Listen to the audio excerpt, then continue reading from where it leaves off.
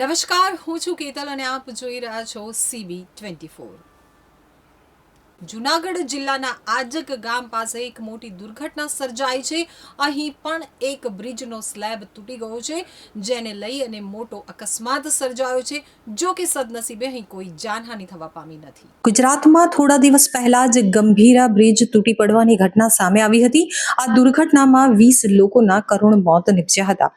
ત્યારે આવી જ એક દુર્ઘટના જૂનાગઢના માંગરોળ તાલુકાના આજક ગામમાંથી પણ સામે આવી છે।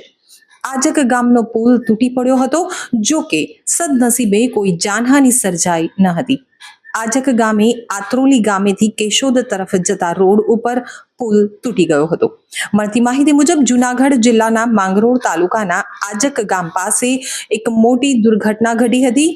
આત્રોલી ગામથી કેશોદ તરફ જતા માર્ગ ઉપર આવેલા પુલનો સ્લેબ તૂટી પડ્યો હતો, જેમાં હિટાચી મશીન સહિત 8 થી વધુ લોકો નીચે નદીમાં ખાબક્યા હતા, પરંતુ સદનસીબે કોઈ પણ જાનહાનિ થવા પામી ન હતી। આ પુલ કેશોદને માધવપુર સાથે કનેક્ટ કરે છે, જે વચ્ચે આજક ગામ પાસે આવેલું છે। ઉલ્લેખનીય છે કે આજે પુલનું સમારકામ શરૂ કરવામાં આવ્યું હતું, તે સમયે જ અચાનક પુલનો સ્લેબ ધરાશાયી થયો હતો। તૂટેલા પુલનો વિડીયો સોશિયલ મીડિયામાં વાયરલ થયો છે, જેમાં લોકો બૂમાબૂમ કરી રહ્યા છે। તો આ મામલે ધારાસભ્યનું કહેવું છે કે આ બ્રિજ પહેલાથી જ જર્જરિત જ હતો અને તેને તોડવાનો જ હતો। જો કે તેનું સમારકામ ચાલી રહ્યું હતું ત્યારે જ તે તૂટી પડ્યો હતો।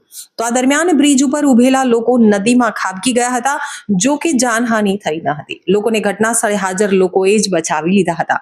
સ્થાનિકોનો આક્ષેપ છે કે સમારકામ પૂરું જોખમ રાખીને કરવામાં આવી રહ્યું હતું। કોઈ પણ જાતની સુરક્ષા વ્યવસ્થા નહીં હોવાથી આવા અકસ્માતો સર્જાય છે।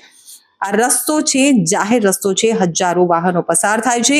અહીં કામ કરવાની યોગ્ય તૈયારી વગર લોકોના જીવ સાથે રમત થઈ રહી હોય તેવું સ્થાનિક રહીશોએ જણાવ્યું હતું। જૂનાગઢ જિલ્લાના માંગરોળ તાલુકાના આંત્રોલીથી કેશોદ વચ્ચેના અજોગ ગામે જે જર્જરિત બ્રિજ હતો તેને ઉતારી લેવાની કામગીરી દરમિયાન નાની ઘટના બની છે। આ પુલ પૂર્વે જ જર્જરિત હોય તેને નવો બનાવવા માટેની મંજૂરી મળેલી હતી અને તેની કામગીરી અહીં પ્રગતિમાં છે। આ કામગીરી દરમિયાન એક સ્લેબ ધસી પડ્યો છે, જો કે કોઈ પ્રકારની જાનહાનિ થઈ નથી।